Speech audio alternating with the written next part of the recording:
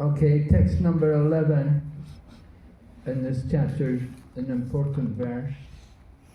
In text number 11, Lord Brahma is describing about how the devotee can worship the Lord in a particular form, and the Lord appears to them in that form. The devotee becomes attached to a particular form of worship. Just like Prabhu here, what's your name? Kirtaneshwara Das. Kirtaneshwara Das. Kirtaneshwara. Kirtaneshwara Prabhu, he worships Govardhan Shila every day. So he's attached to that particular form of the Lord, Govardhan. And so different devotees, somebody's a devotee of Lord Nrsingadev, right? Who is your Ishtadeva? Prabhu? Yes. Who is your Ishtadeva? Gornitai. Gornitai? Yes. What about Prabhu? Jagannath Jagannath Baladev Subhadra. Mataji?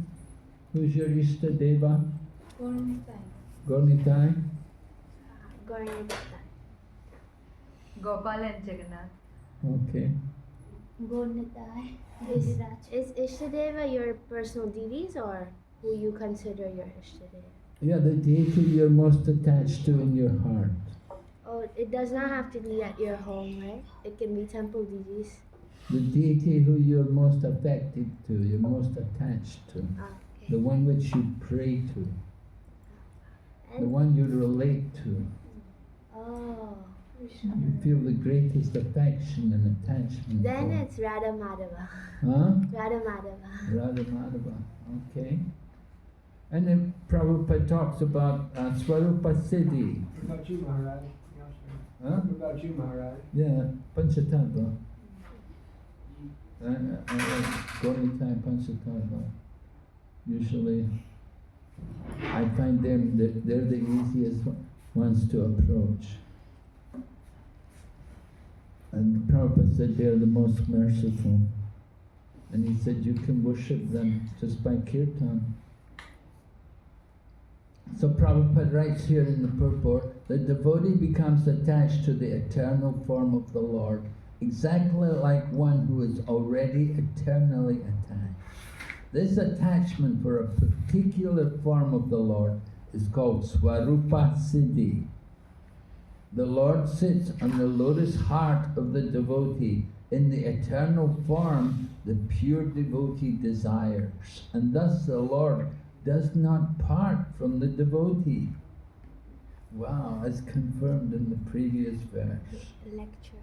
So that the relationship between the Lord and the devotee becomes very deeply attached to worshipping the Lord in that particular form, and the Lord reciprocates with them. The Lord becomes attached to that devotee.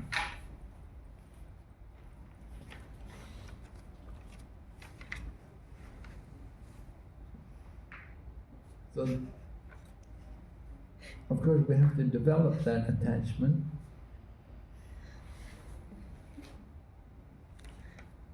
Prabhupada talks about different kinds of devotees, sakama and niskama devotees.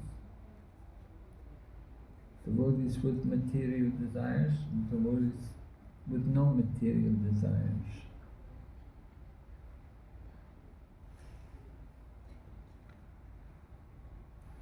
And then we hear about the demigods. And they have desires for material opulence and sense gratification. So he gives them all sorts of material happiness, but he is not satisfied with them because they are not pure devotees. The Lord does not want any one of his innumerable sons to remain in the material world. The demigods in the heavenly planets and many devotees on this planet also want to remain in the material world as devotees of the Lord and take advantage of material happiness. Do you want to remain in the material world? No. Right? We don't. Right? they do so at the risk of falling down to the lower status of existence, and this makes the Lord dissatisfied with them. So we should be very determined that this should be our last birth. We don't want to come back again. Right? They have that book, Coming Back, and the last chapter in the book. Have you read that book, Coming Back? No? You never read it? No? Did you read Coming Back? Never. Very simple book, just a very simple, small book. Coming Back. Last chapter, don't come back. If you come back, it meant you failed. Right? So you don't want to come back in this material world. And the demigods are called Sakama devotees, devotees with material desires in mind, while the pure devotees are called Niskama, because they have no desire for their personal interests. The Sakama devotees are self-interested because they do not think of others, and therefore they are not able to satisfy the Lord perfectly. Whereas the pure devotees take the missionary responsibility of turning non-devotees into devotees. They are therefore able to satisfy the Lord more than the demigods. Preaching to Bengalis is not very easy. Bengali people, they're very attached to Durga and Kali and Ramakrishna, right? How do we convince them? How do you convince a Bengali to take up Krishna consciousness? We just distribute prasad, just encourage people to chant Hare Krishna. Because they are so attached with the demigods. They're so attached to demigods. Not only Bengalis, South Indians also. People love demigod worship. I mean, very much of the whole political race, you know, that Mamata Banerjee, she wins because the Congress party come in and they don't speak anything good about Mother Durga. And because they don't praise Durga, so the Bengali people won't vote for them. You gotta say something nice about Mother Durga to get the Bengali votes. Politics. And so Lord Chaitanya, Advaita Acharya's time, they had these problems also. People were doing Kali Puja, worship. Even today, you know, most of Bengal is completely in love with Ramakrishna Mission and Vivekananda. You know, we've made some impact, but very slight. I mean, these two Ramakrishna sannyasis were traveling on I was there, and they said to me, our mission is 200 years old. They said like that, you know, our mission is 200 years old. You know, they're much more established than our Hare Krishna movement. You know, we're 50 years, you know, 50 years probably. Our mission is eternal. Eternal, yeah, but our TOVP is still under construction. Maybe the construction will be eternal too. Just like there's a Christian church in Spain. There's this beautiful cathedral they're building in Spain. They've been building it for more than 100 years. It's still going on, the construction. You know, and it's just so beautiful. It's so beautiful, you know, but they haven't been able to finish it 100 years. And so, I don't know, TOVP, you know, we've made wonderful plans, you know, but to complete the thing is difficult. So now a question arises. If the Lord is sitting in the hearts of non-devotees, why are they not moved to become devotees? It may be answered, the stubborn non-devotees are like the barren land or alkaline field where no agricultural activities can be successful. The non-devotees commit offense after offense to both the Lord and it's pure devotees engaged in missionary work. As a result of such acts, they become as barren as an alkaline field where there is no strength to produce. So this is why non-devotees don't become devotees. You get it? Offenses. Commit offenses. They don't appreciate Krishna consciousness. Anyway, and then Brahma praises pious activities. That you could do pious activities, Vedic rituals, charity, austerity, and perform with a view to worshipping the Lord. They can satisfy the Lord. They can offer the results of their work. And Lord Brahma says, such acts of religion never go in vain. So, they can offer these kind of activities for the pleasure of the Lord. It's not the highest thing, it's not pure devotion, but something they're offering to the Lord. Prabhupada writes, this offering of the results of pious acts is a sign of devotional service to the Lord and is of permanent value, whereas enjoying the same results for oneself is only temporary. So if they offer the results of that work, if they do that charity or that tapasya and whatever, if they do it for the pleasure of the Lord, then it's an act of devotion. There's some devotion there. And that piety gradually promotes them. Gradual promotion to the unalloyed devotional service. So these Prabhupada concludes that any pious acts done on account of the Lord is also recommended here for those who are not pure devotees. It's not pure devotional service, but it's pious activity, and it can bring you to devotional service. So then Lord Brahma offers his obeisances to the Supreme Lord. Remember, he's offering obeisances to Lord Garbhodakashayi Vishnu.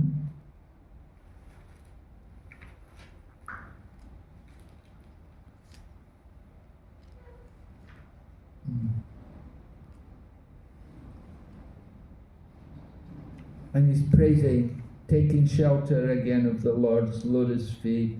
Anybody who chants his holy name at the end of his life, certainly he will be greatly benefited. He's immediately washed of all sins, and he attains the Supreme Lord without fail. Antakale chamabhivas maranmukha kalevara. One who remembers me at the end of life, he comes to me. So like that. And then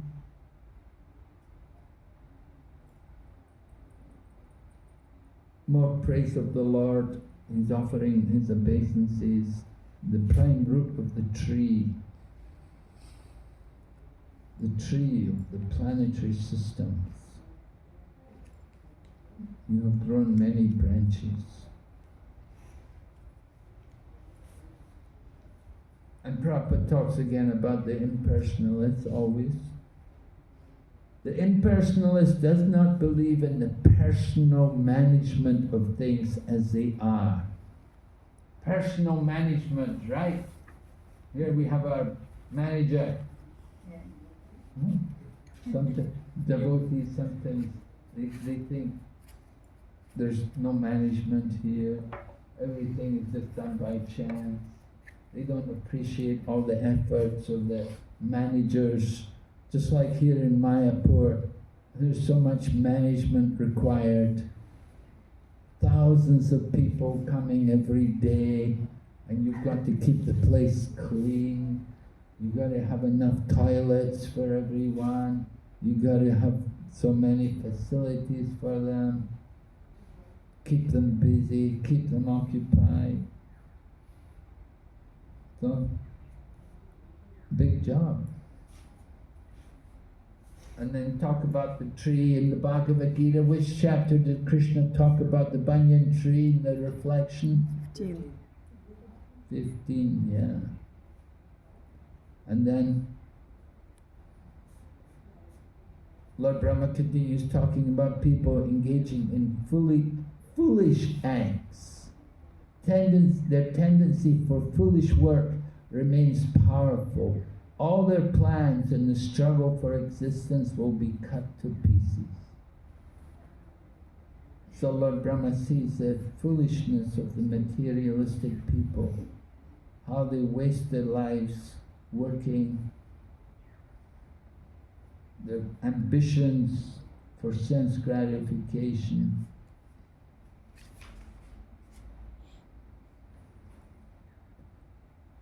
Prabhupada said, almost no one is attracted to archana activity. Everyone is more or less attracted by activities which are conditions of rebellion against the Lord. And then he says the systems of jnana and yoga are also rebellious against the Lord. There is no auspicious activity except archana of the Lord.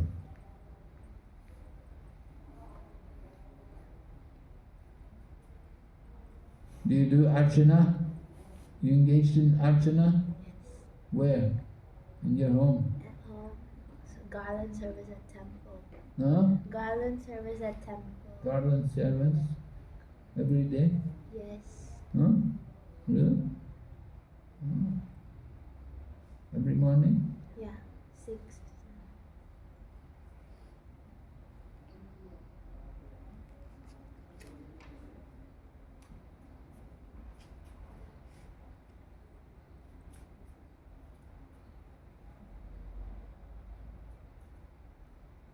So Lord Brahma continues offering his obeisances to the Lord. He said, I'm the leader of other planets. I have undergone many years of penance, but still I offer my respects unto you. I'm situated in an abode which will continue to exist for a time duration of 2 paradas. What's a parada? What's the meaning? Parada? The 50 years of Brahma. Yeah, 50 years of Brahma's life.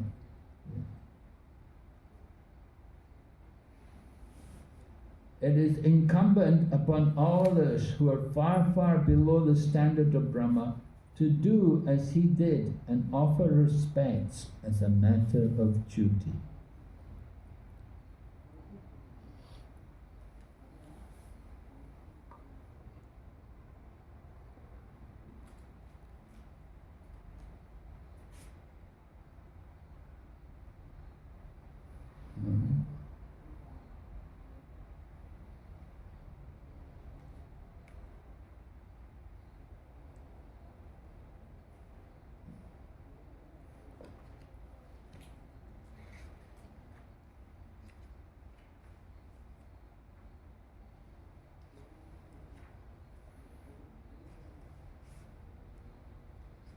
So Lord Brahma is waking up. Lord Vishnu is rather waking up. Lord Brahma is ready to do the worship. But Prabhupada talks about Mangal Arti, going every morning to worship the deity. Foolish non-devotees don't understand the importance of archana. They criticize the regulative principles, and they have no eyes to see that the Lord also sleeps by his own will. Does Govardhan Shila have to sleep? Yeah. You put him to sleep every day? Yeah. In the afternoon also? No, just in the evening. Just in the evening. Just in the evening? Yeah. Prabhupada said, impersonalists always think backwards. They think that because there is form and matter, spirit should be formless. Because in matter there is sleep, in spirit there cannot be sleep. And because the sleeping of the deity is accepted in archana, archana is maya. So this kind of thinking is material.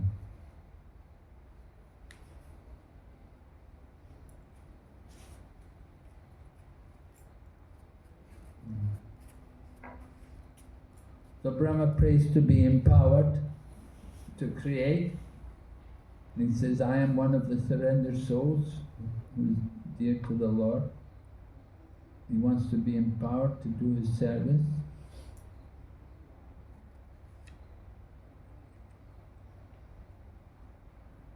Brahma prays, I pray only to engage in his service in the creation of the material world, and I pray that I not be materially affected by my work, for thus I may be able to give up the false prestige of being the creator.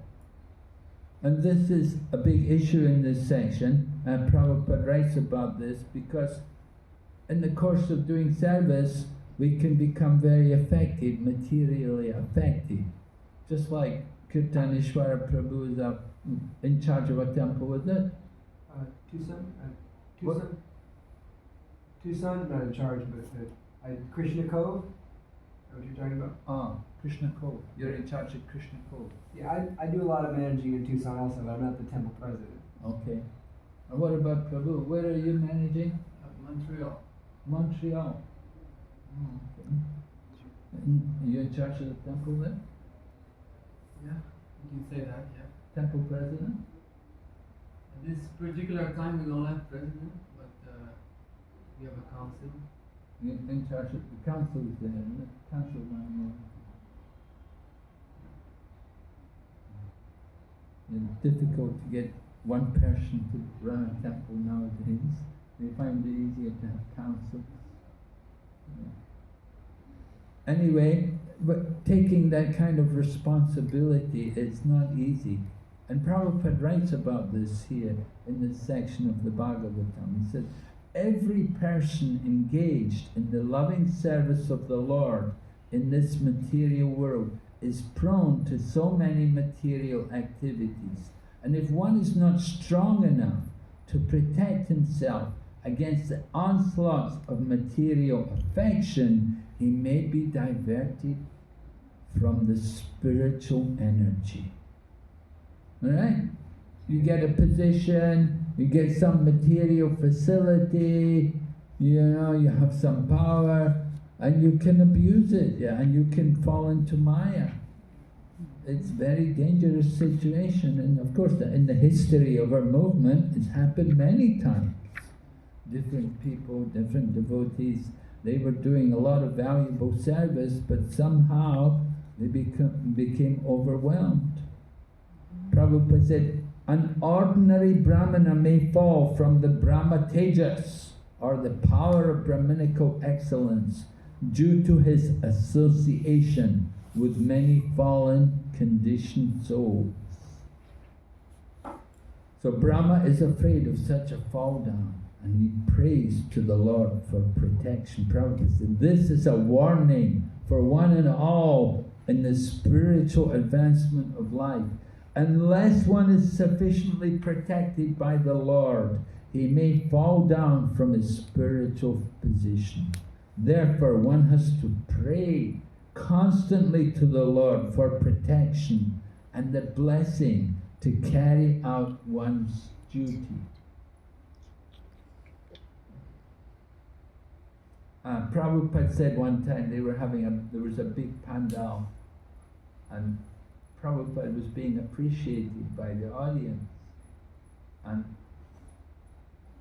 Prabhupada remarked to the devotees, he said, I'm always praying to Krishna, please don't let me fall down. So Prabhupada, of course, Prabhupada very elderly and senior, but still he was praying to Krishna like that. So he was instructing all of us. We have to constantly pray to Krishna. And Prabhupada talks about Lord Chaitanya, that he assured his devotees of protection. But he said the path of spiritual life is like the edge of a razor. Very easy to get cut. A little inattentiveness made once great havoc and bloodshed. But one who is a completely surrendered soul, note, completely surrendered, always seeks protection from the Lord in the discharge of his entrusted duty. He has no fear of falling into material contamination. And it's very easy to fall into Maya. And especially if you have a position, a big position, then it's very difficult, very easy to be affected.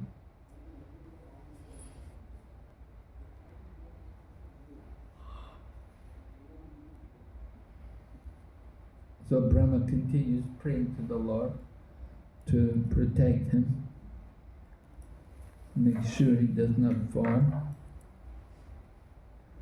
Lord Brahma is entrusted with the management of the complete cosmic show, and therefore he prays that the Lord bestow his blessings upon him, so that he may execute its purpose.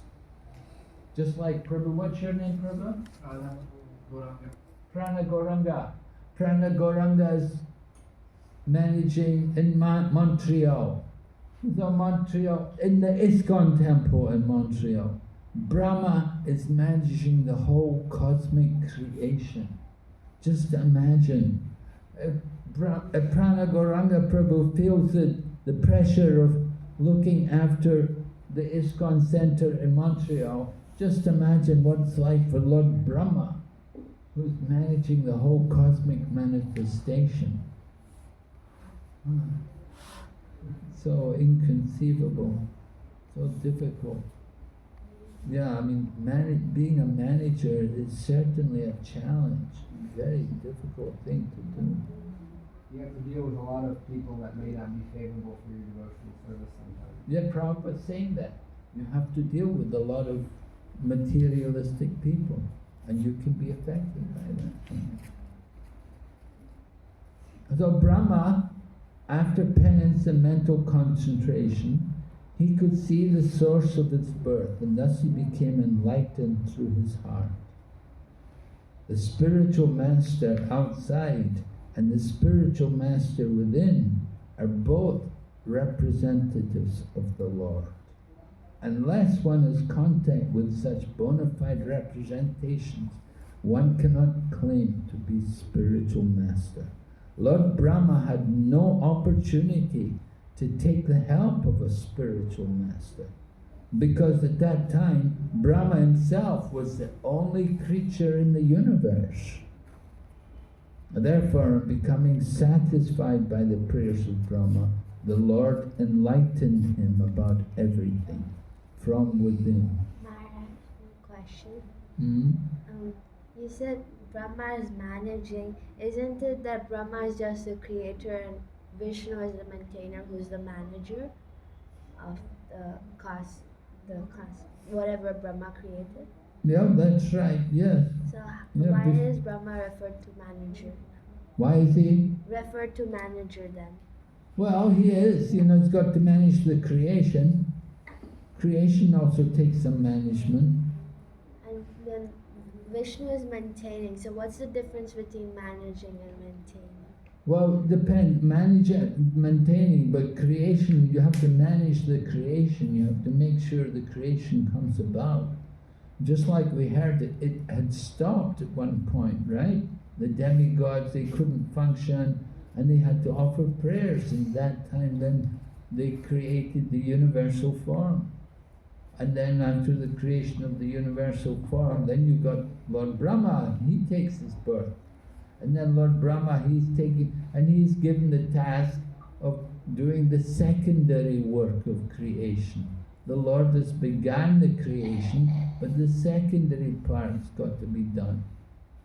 And so it's a big job. Yeah, Vishnu is maintaining, but that maintaining, that's more making sure everything goes on nicely. When the demigods get problems from the demons, then the Lord will come and adjust the situation like he came as Lord Vamanadev to bring back everything. Yeah? We also see that Brahma is actively taking a role in asking Lord Vishnu to come down. He's praying to Krishna at the milk ocean. So Brahma is also thinking about these things throughout the Bhagavatam.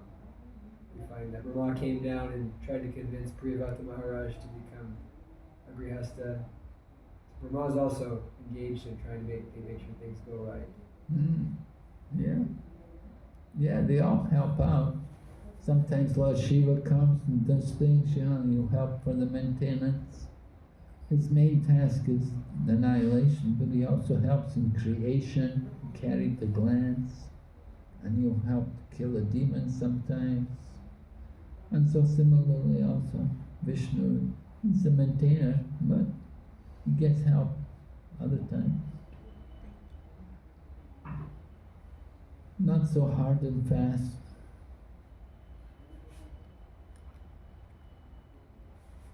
Also, Brahma is anxious about the planning and construction. So this is creation. You see, he's worried about the construction and the planning, the different planetary systems. And he was depressed seeing the devastating water. What water? A Garbodak ocean. And half of the universe was water. So Brahma was worried. He saw all the water. He was depressed.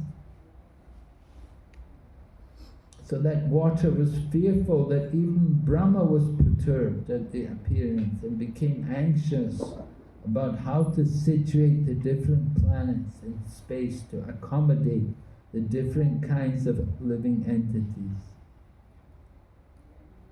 I think different kinds of living entities, the humans, the superhumans, the subhumans.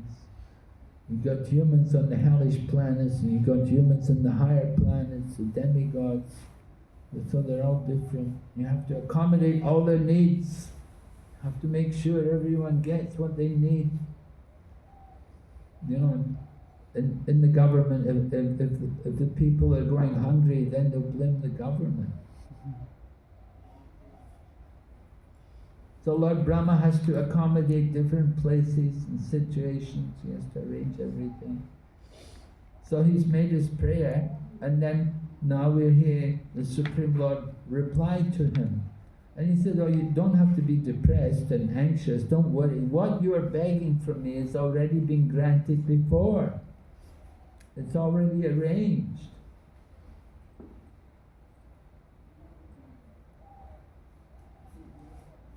Prabhupada writes, the person entrusted with a responsibility should always be aware of his incapacity and must always look for the mercy of the Lord for the successful execution of his duty.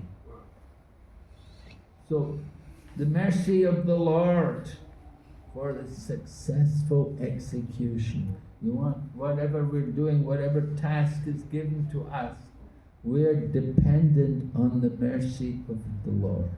We can do nothing ourselves, but if the Lord gives us the mercy, then it can be done, then it can happen. They did a big program, they had this big pandal in New Delhi. In the beginning, Prabhupada brought the devotees there. They had the World Sankirtan Party, and they were traveling in India, and they put on a big pandal in New Delhi. And they had a great program. It was very successful. Many people came, and everyone liked the program. Everyone was very favorable.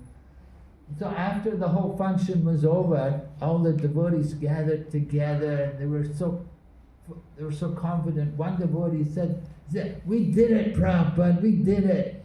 He was feeling so. And Prabhupada said, we didn't do anything. Krishna did it. Okay. So Prabhupada was correcting his mentality that we're not the doer. But if everything goes well, we give the credit to Krishna. And if we fail, then it's our fault, right? Just like this one devotee used to cook for he was a disciple of Bhakti Siddhanta Saraswati. He was a brahmachari, elderly man. He never took sannyas. His name was Anand. Prabhu. And he sometimes he would come and cook for the devotees at the Krishna Balaram Mandir in Vrindavan. And he would come and he would cook, and not only would he cook, after it had all been offered, he would serve it out to the devotees. And the devotees would say, "Oh, Anand Prabhu, your prasadam is delicious, this is great," you know. They were really enjoying his cooking. And Anand would say to them, "If it tastes good, then thank Krishna. And if it's bad, then you blame me." Right? So that is the thinking of the devotee, that we give the credit to Krishna, but if it's no good, we take the blame. Prabhupada said one should not be puffed up because he's entrusted with certain executive work. Fortunate is he who is so entrusted, and if he is always fixed in the sense of being subordinate to the will of the Supreme, he's sure to come out successful in the discharge of the work. And then later on Prabhupada writes, anyone who takes pride in doing responsible work but does not give credit to the Supreme Lord is certainly falsely proud and cannot execute anything nicely. So, like that, we may have a nice temple, we give the credit to Krishna. We can't do anything. We make a lot of devotees, we distribute a lot of books, we get a good income for the temple. Krishna's doing it, Krishna's providing. We're just the instrument, we're just engaged in Krishna's service. So we should always have that mood. Remember, Krishna's the real doer, we're just simply instruments in his service. So Lord Brahma is being told, he's being instructed here by the personality of Godhead, situate yourself in penance and meditation. Follow the principles of knowledge to receive my favor. By these actions you will be able to understand everything from within your heart. From within your heart. Prabhupada talks about buddhi yoga, the knowledge coming. Right? Krishna said, to those who are constantly devoted to me, serving me in love, which they can come to me. I give the understanding by which they may come to me. And then the Lord says to Brahma, he said, you will see me. In the course of your activities, you will see me in you and throughout the universe. And you will see that you yourself, the universe, and all living entities are all in me. Right? Have you heard this before? Yeah. What did you hear? Yes, right. Everything is in me, but I am not in them. Behold my mystic opulence. And in the 6th chapter also, for one who sees me everywhere, Everything in me, I've never lost him, nor is he ever lost me. Yomam Pashati Sarvatra Sarvam Sarvam Chamai Pashati. So Mother Yashoda saw all the universes within the mouth of Krishna. And Lord Brahma saw millions of Brahmas. And Lord Brahma saw Krishna everywhere. And all the cows and the super soul everywhere. They were all worshipping Krishna.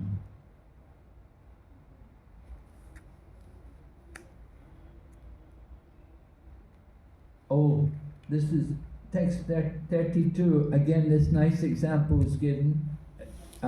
Lord is telling Brahma, he said, just as fire is situated in wood, you will see me in all living entities as well as all over the universe. Just as fire is situated in wood. Fire in wood, right?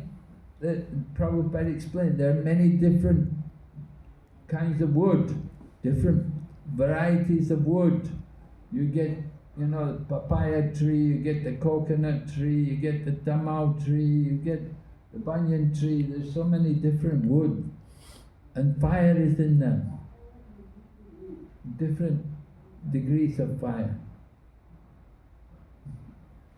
Prabhupada explained, the fire kindled in wood is always the same, although the wood may be of different types.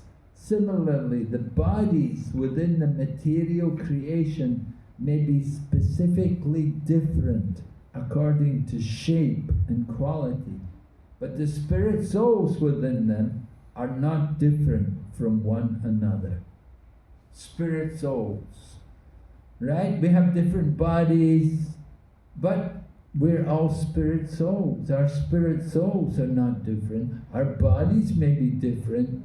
I have a Caucasian body, you have an Asian body, right? Different bodies like that. We have different bodies, but the soul is the same.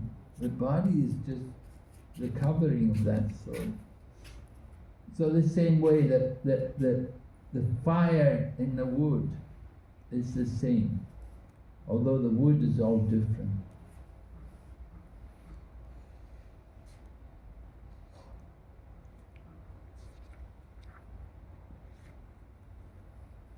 So the Lord goes on to tell Lord Brahma that you will be free of all the influence, you will realize your pure form in my association.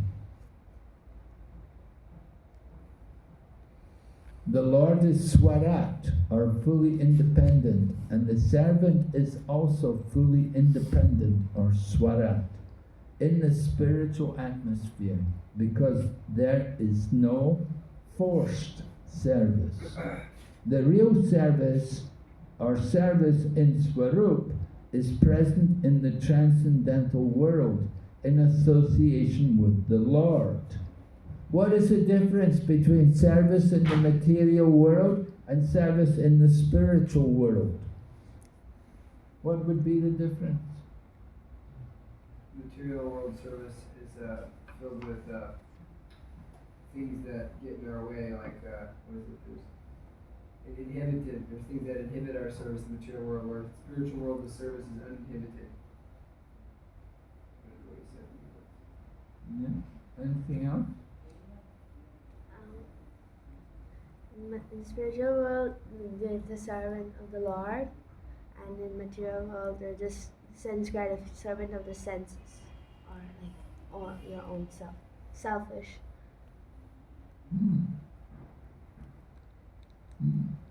It's selfless service, and then there's selfish service. Maharaj asked, you asked what is the difference between the service of the Lord and the material world and spiritual world.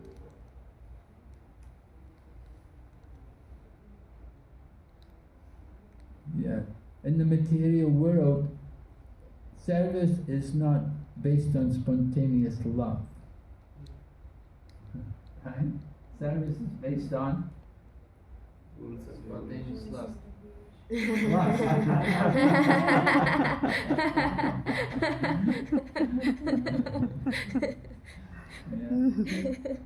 Material world is all based on material motivation. Yeah, you want what I'm going to get. What are you going to give me? What will I get from it?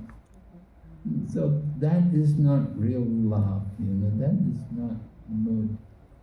And Prabhupada gives some examples.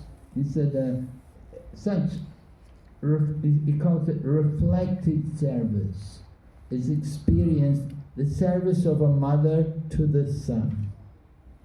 The mother, women, they have a son, they're very attached to their son. My son. And then the friend's service unto the friend, the wife's service unto the husband. Like that, the kind of loving service. These reflections of service are not forced, but they're due to love. We hope, the wife loves her husband, she will serve him. The friend takes concern for the friend. The mothers very concerned for her son. So, in real service, everything is in relationship to Krishna. So, transcendental love is done without any material motivation. So it's spontaneous.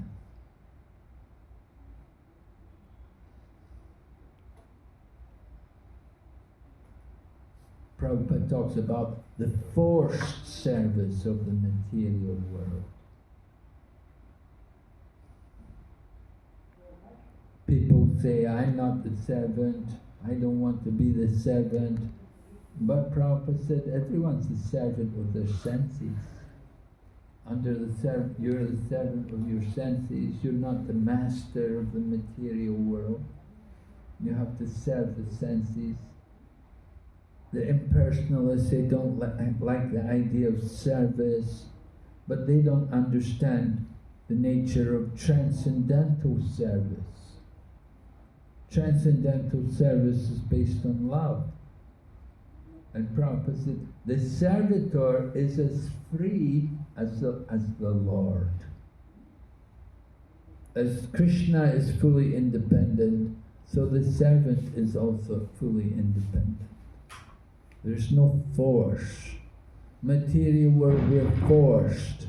You have to have a job, you have to earn some money, bring the money, where's the money?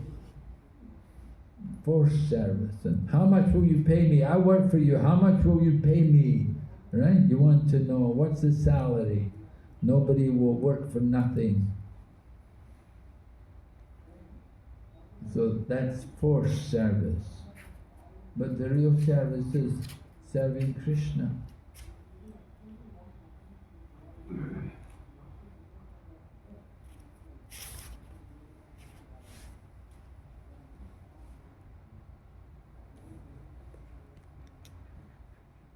So the Lord is happy that Brahma wants to increase the population. He said, by my causeless mercy, you will always increase for all time. A pure devotee of the Lord, being cognizant of the facts of the particular time, object and circumstance, always desires to expand the number of devotees of the Lord in various ways. Right? Have you got more devotees in Montreal? Are you trying to expand the number of devotees there? It will happen. Huh? It will happen. It will happen? At some point. Really? You got some preaching program to bring them in? We have Harinam and book distribution, and currently we're starting a program of Kirtan on Fridays. You think that will bring in devotees? Will that help you expand the number of devotees? Prabhupada said, yeah, this boy said 10 devotees waiting for initiation. 10? Not a very big number. America? Millions of people there. Only 10 devotees? Yeah.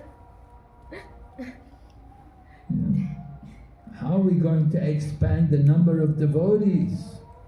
We want to see millions of devotees, right? Keeping devotees is another thing. Well, they don't all have to come and live in the temple. You know, they can be congregational devotees.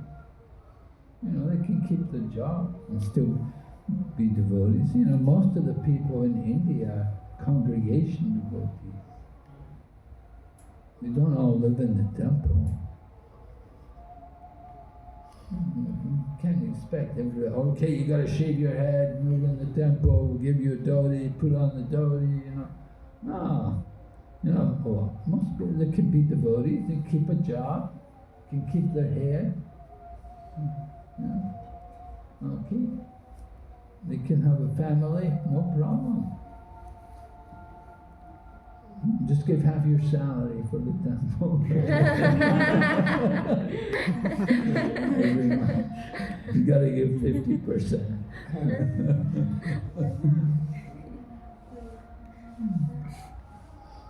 But expand the mercy of expand the number of devotees. Different programs. Kartik, next festival, Kartik, get everybody offer a lamp. Janmastami, big festival. Rath Yatra, big festival. Atlanta, you have the Shiradahi festival, Panihati. Yeah. Panihati festival in Atlanta, right? That's the big festival there. Jayapataka Swami comes almost every year. Yeah, he was coming every year, he would do it. Huh? Even still he comes. Even still? Yeah. Really? Yeah. Wow.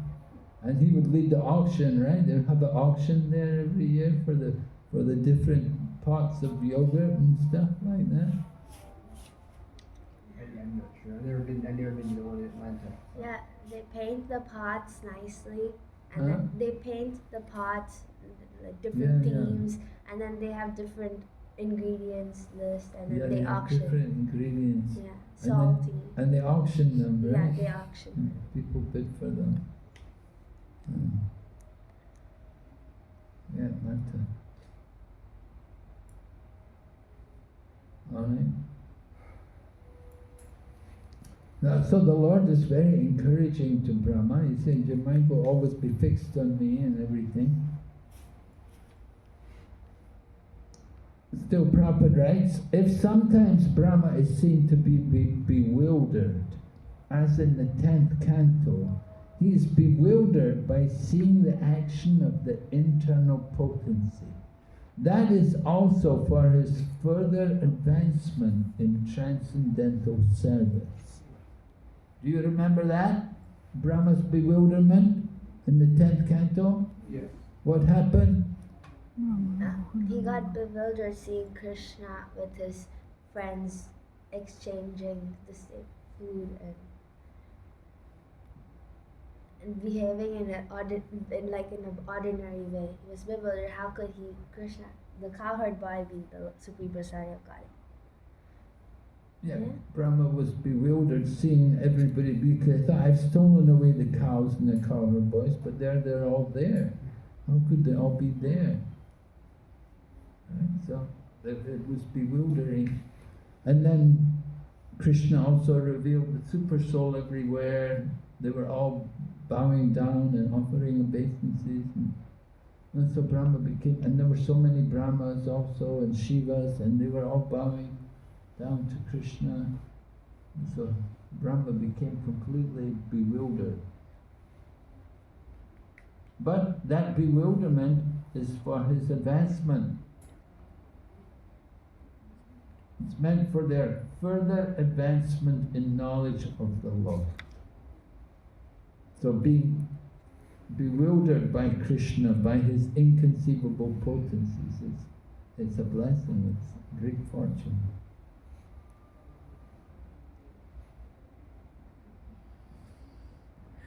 So the Lord says, I'm not easily knowable, but you've known me today. You know that my personality is not material. So that's a big step forward. He realized that the Lord to be totally transcendental. No difference between his body and no difference between the Lord and his different spiritual forms. Nothing material. And there's no difference between his body and his self. So that is the spiritual form of the Lord. I have a question.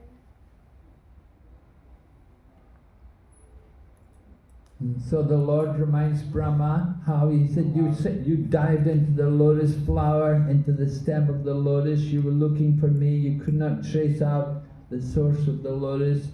But the Lord said, at that time I manifested my form from within. So the Lord himself, by his causeless mercy, revealed himself to Lord Brahma. and that's important, that only by the Lord's causeless mercy can we understand anything about Him.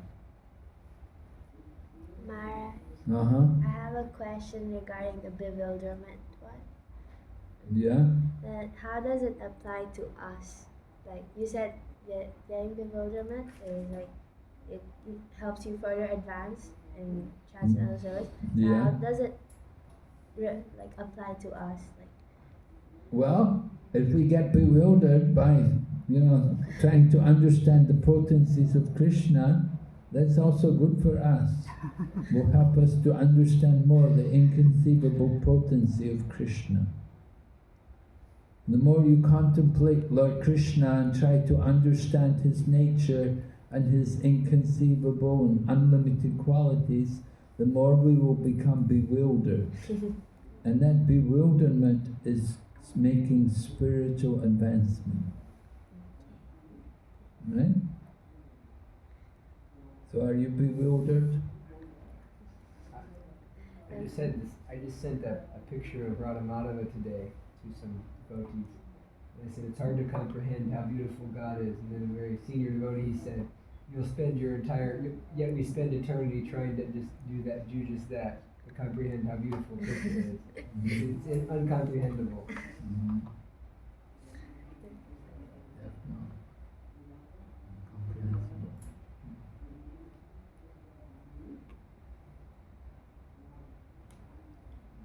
When we look at Radha Madhava every day, you can see the beauty. Radha Madhava, how majestic he is and so attractive.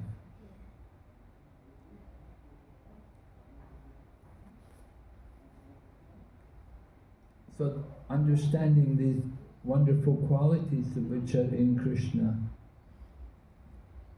this is all the causeless mercy of Krishna. That we are appreciating more about the Lord.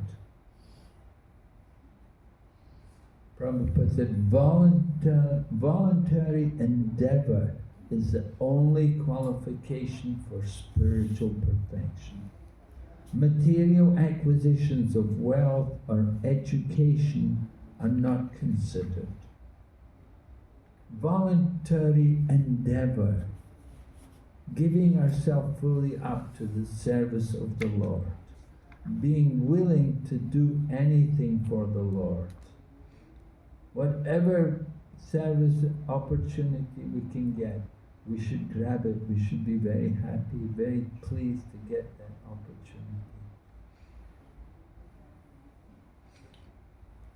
Because that opportunity to render some little service, that can purify our heart, that can help us to come closer to the Lord and to know Him better.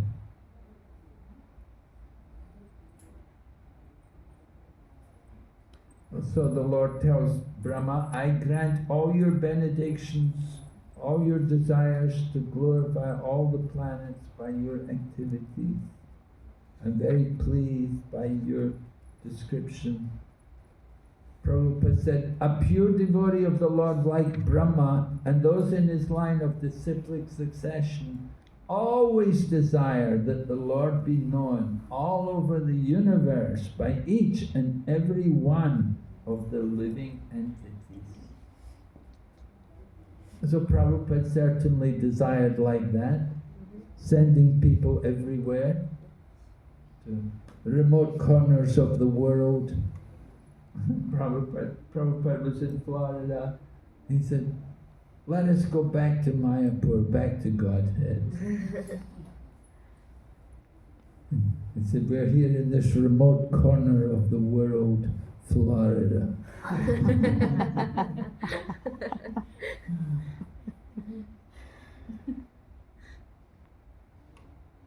We want to distribute the message of Krishna all over the universe. It's a big job.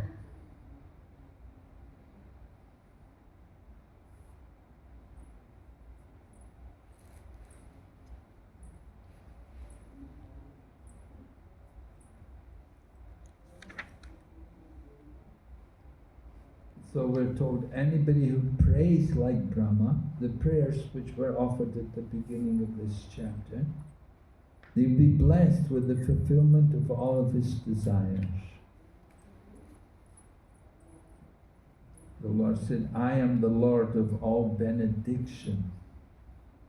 But the prayers, Prabhupada points out, these prayers of Brahma cannot be chanted by anyone who wants his own sense gratification. We have to be pure at heart. We have to give up material desires.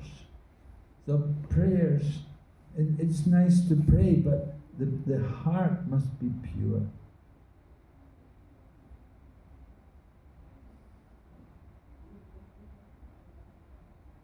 So many people offer prayers, but their prayers are not very pleasing to the Lord. They pray with all their list of, they think it's like going to the supermarket. 1 kilo of this and six that. So we come to the Lord and we have a list of all of our wants.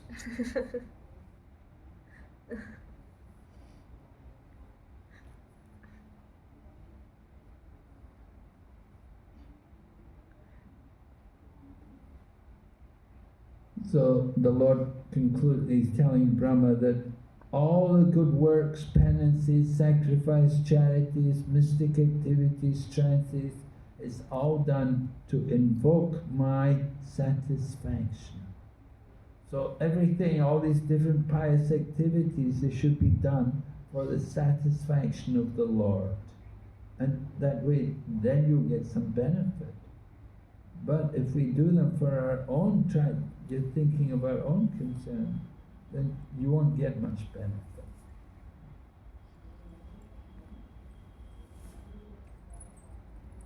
So that's the standard. Everything must be done for the satisfaction of the Lord. Otherwise, shrama eva hi kevalam. Simply a waste of time. Simply waste of labor.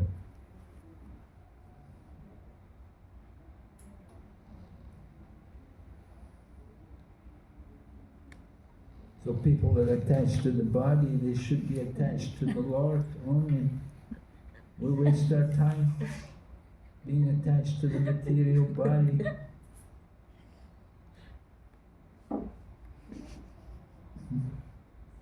Prabhupada writes about the basic principle of love for everything.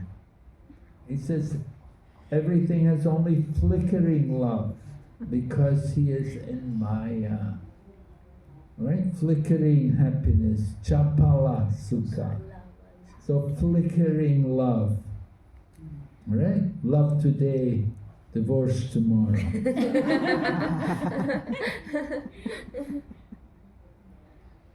The more one is affected by the principle of Maya, the more he is detached from the basic principle of love. One cannot factually love anything unless he is fully developed in the loving service of the Lord. If we don't love Krishna, then whatever love there in the material world will not endure, will not last.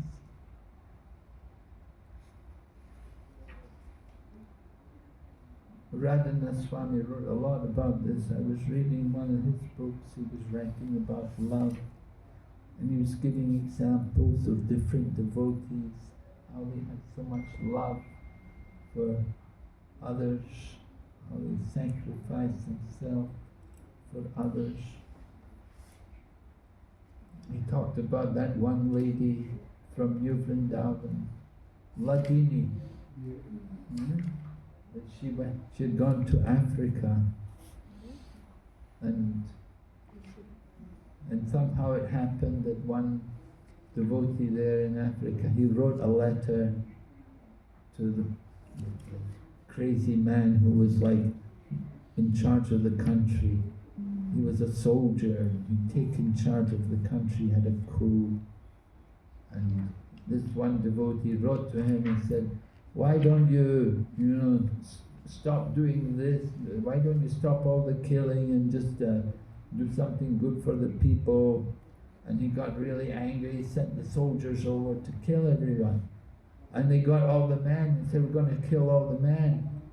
And Ladini, she was an American, she was there with all these African devotees, and she said, no, you cannot take these men, and she wouldn't let them take them in, and they ended up killing her. And so she got shot down. So she gave her life because she had so much love for the devotees. And so that was love. You don't often see that kind of love.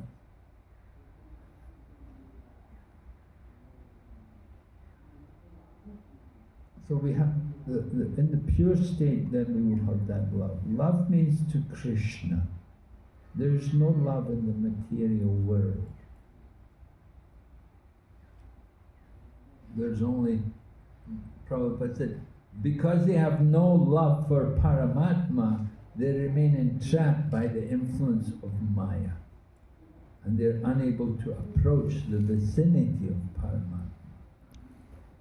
And then Prabhupada gives an example. A rich miser does not know how to utilize his wealth. Therefore, in spite of his being very rich, his miserly behavior keeps him everlastingly a poor man. You women are all laughing. They're laughing about the miserly man.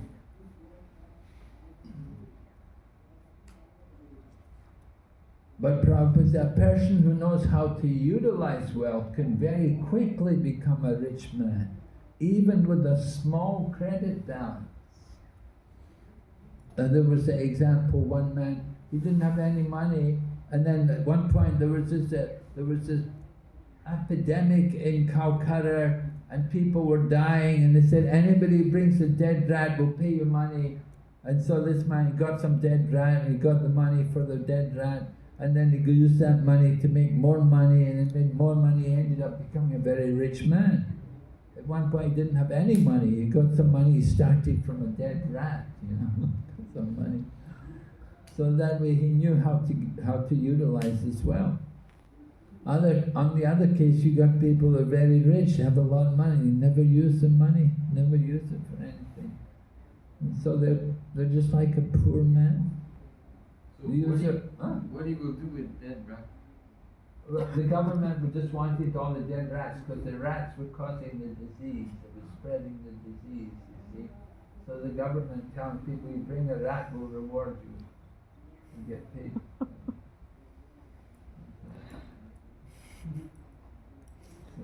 So the man started his business like that. He got a dead rat, he got some money from a dead rat. And he went on to make more money, more money.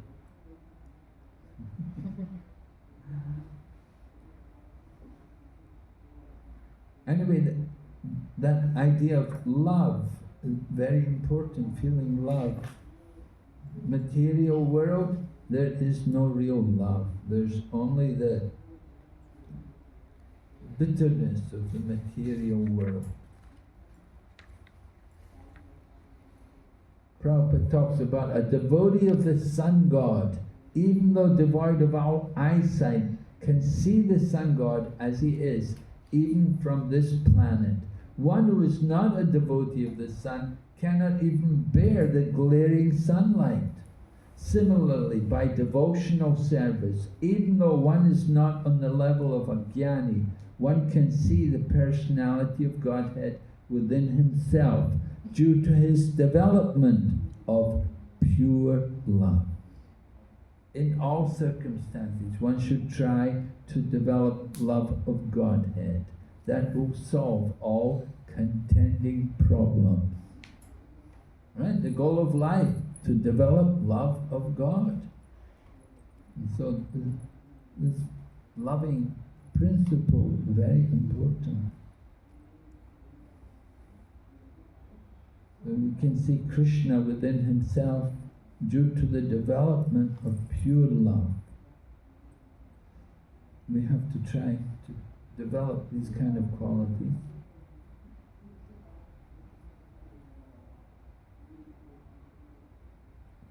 So the Lord tells Brahma, you follow my instructions, you can develop, you can generate the living entities as before. As before the creation was there. So in this way the Lord instructed Brahma, and after he had instructed him, then he disappeared. And it's the end of Lord Brahma's prayers for creative energy.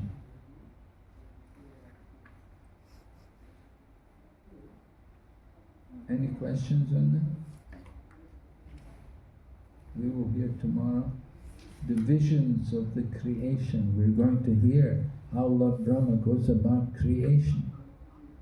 Now he's become empowered, he's become encouraged by the Lord. And you can do it, right? You can do it. Just like Battle of Kurukshetra, Duryodhana's telling, he's telling Dronacharya, watch out, you can do it, you can win. So here the Lord was encouraging Lord Brahma, you can do it, you've done it before, you can do it. Nothing is impossible. So we have to be inspired, hearing the instructions of the Lord to Brahma. And we should also think how to spread Krishna consciousness, how to increase the number of devotees.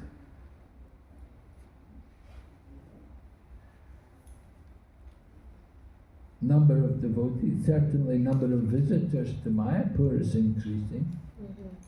No problem there, huh? Yes. A lot of people eating prasada every day. People like the prasada. What about in Calcutta? They're making a lot of devotees there? We're trying to Maharaj. So devotees generally in program, in big program, they generally coming, but following the four devotee principle, especially the meditating, very Difficult. I like your fish, yes, very fond. Huh? They're very fond of eating fish.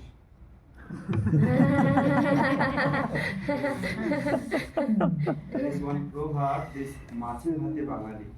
So without rice and without fish. Well, I thought the solution to that is urdal. If they have urdal, isn't that got a taste of fish or something? Urdal pakora or something? No. No? It does not completely replace a fish. Oh yeah? And the Brahminical culture also not good. The Brahmin, they just put from birth to death, just put the fish in everywhere in the ceremony. Where is taking rice ceremony and where is giving shraddha.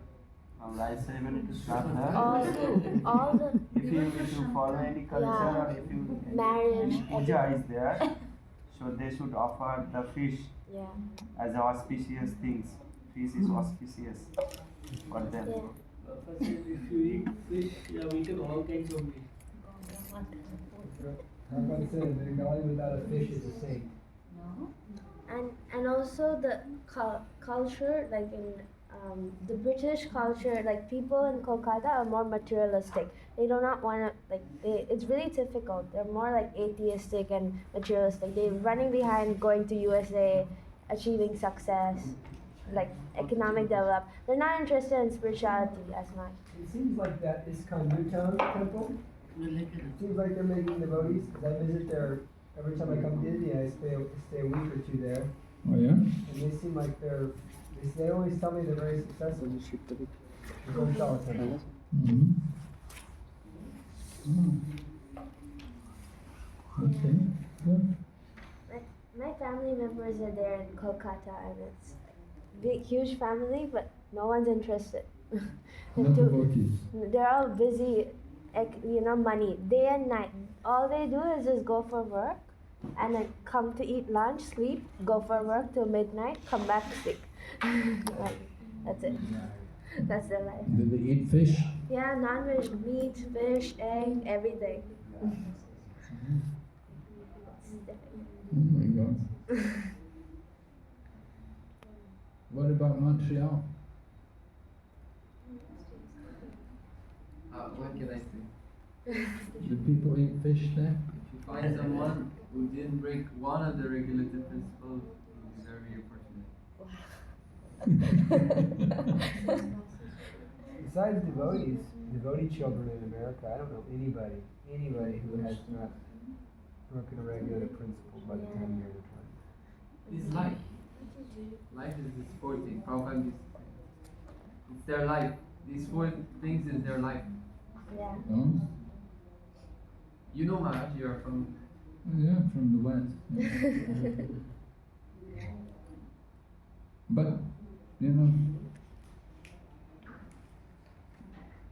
so, Things were purer back then. huh? Sometimes people were a little more pure, I think, in the past than now.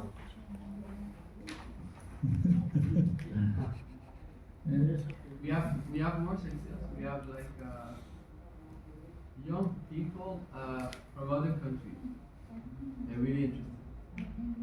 From other countries. We have a brahmachari from Cuba.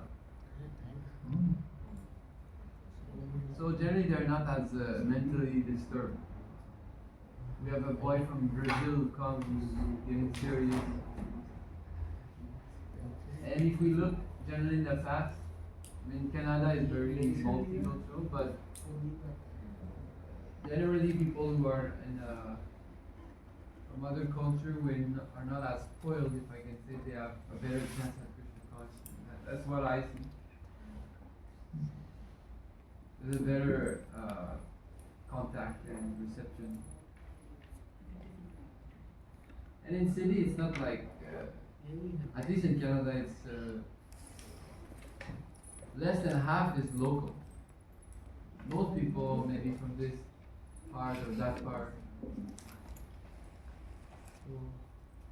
It's more international preaching. Do people mix together well?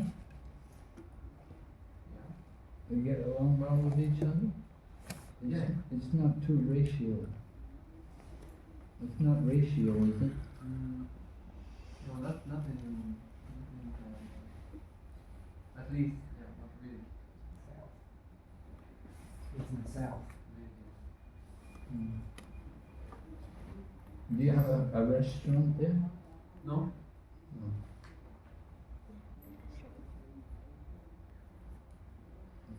Not a lot of prasadam distribution. Some, we have catering. It's a few days a week. Catering. Yeah, like food delivery, prasad delivery. Yeah. People order it and you supply it.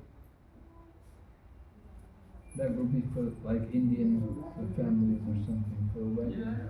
Or devotees or some others also. Yeah, difficult. Yeah, I know. It's difficult. But still,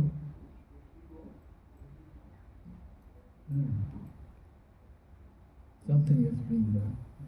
Yeah, we have Harinam 5-6 days every week. 5-6 days a week. Wow, that's a lot. Every day almost. We do 1,000 books a month or sometimes more. Sell them? Only You sell them or give them away? No, we sell books. You sell them? Yeah. Good. A lot of places now they just give them away and don't sell them. Yeah, no, we don't get into it. Other places in Canada, but this is not our understanding what Prabhupada says. We always sell them. Good. Yeah, if you can, it's better for them if they pay something for the book. No, I was hearing Gopal Krishna Maharaj. He was on a television program. I think it was in Canada. Where? Yeah. Way Maybe- back. Maybe Vancouver or something. Yeah. Yeah. And the man was saying to him, "You guys, you're always on the street selling your books." And he said, "No, no." He said, "That was in the beginning." He said, "Now we give them out." Oh, he said. He said, in the beginning, he said, we were selling them out. But he said, nowadays, he said, we give them away. He said, we just had to begin our movement. We were just beginning our movement, so we were selling the books. But he said, now we have a congregation, we have devotees, and he said, usually we just give the books out. That's an old interview. Huh? That's like from the 80s. I think this is. It was one of the best interviews. Maharaj was so cool. You're a cop out. Maharaj was, you're the cop out. He said? He said, you're the cop out. You're copping out of the Lord's service. He said something to him like, eat people who just eating meat, fish and eggs, intoxication, gambling, illicit sex. And the guy,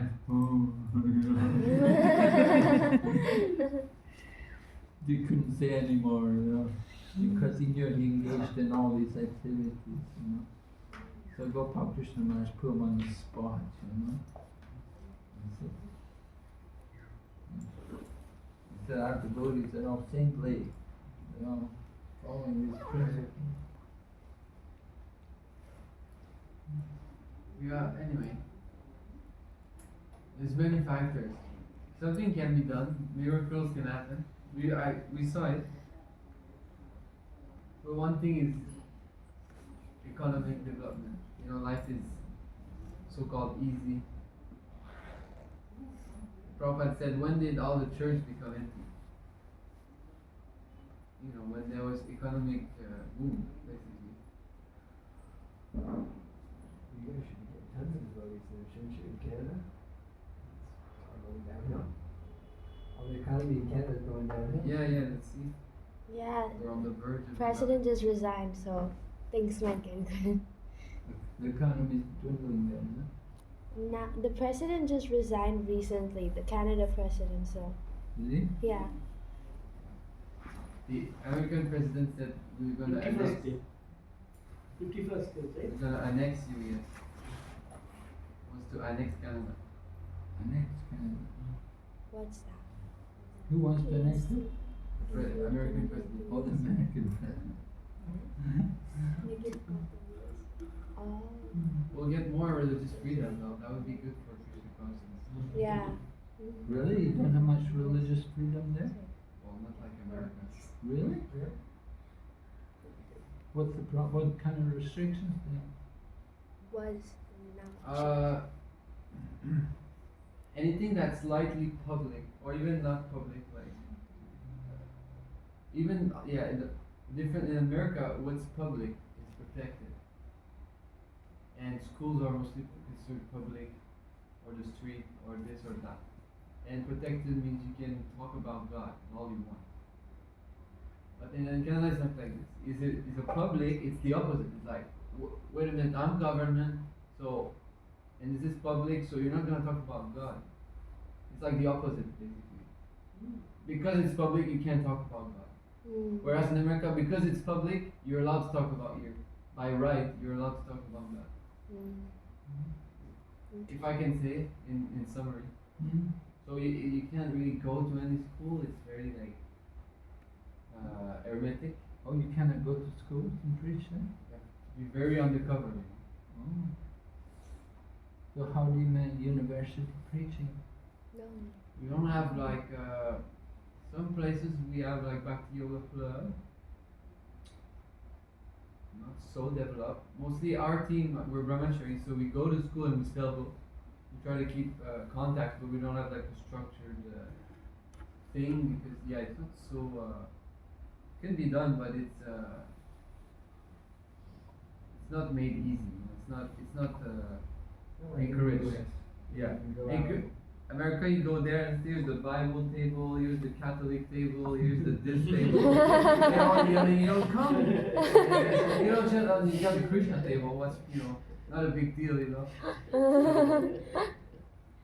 there is more like, did you say this is like spiritual? I think I'm gonna have to get this to the office, so we have to check about this. What I do. It's a socialist mindset. Sometimes you want America to be like that too.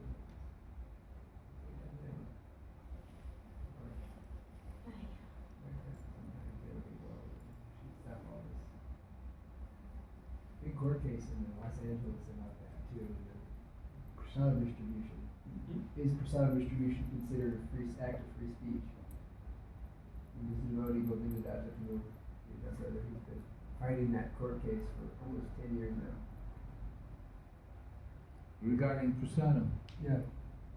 Because he wants to distribute prasadam at the University of LA or UC Los Angeles, yeah. And his claim is that the distribution of prasadam is protected under the First Amendment, which is the right to free speech. Yeah. And so they're saying that no, it's not.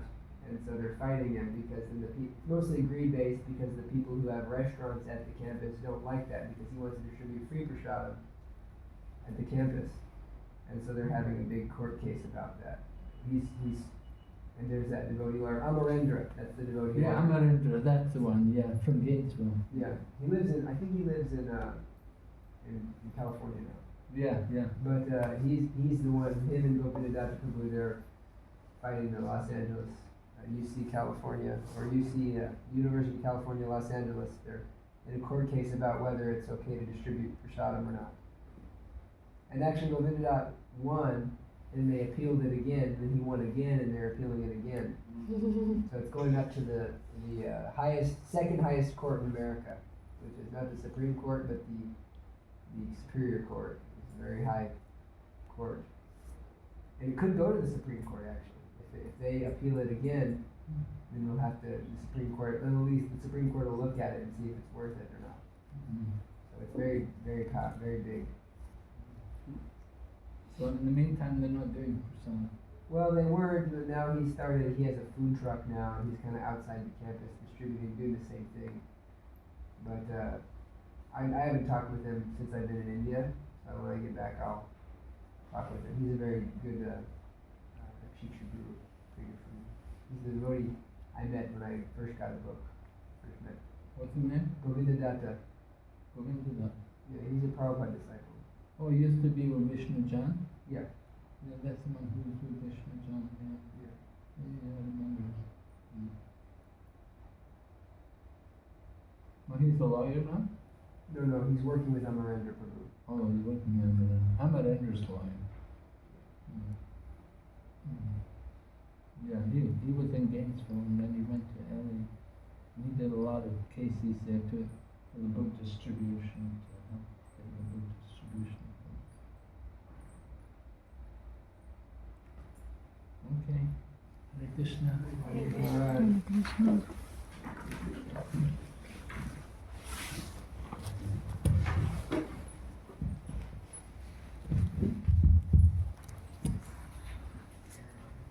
Krishna, Krishna. Let me see this. Let me see this, yeah.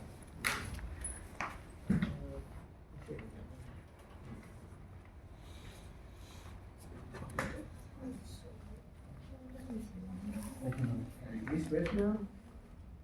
So wait, you're doing 16 through 21 now? Someone tell me you want to do 1.1.2.6.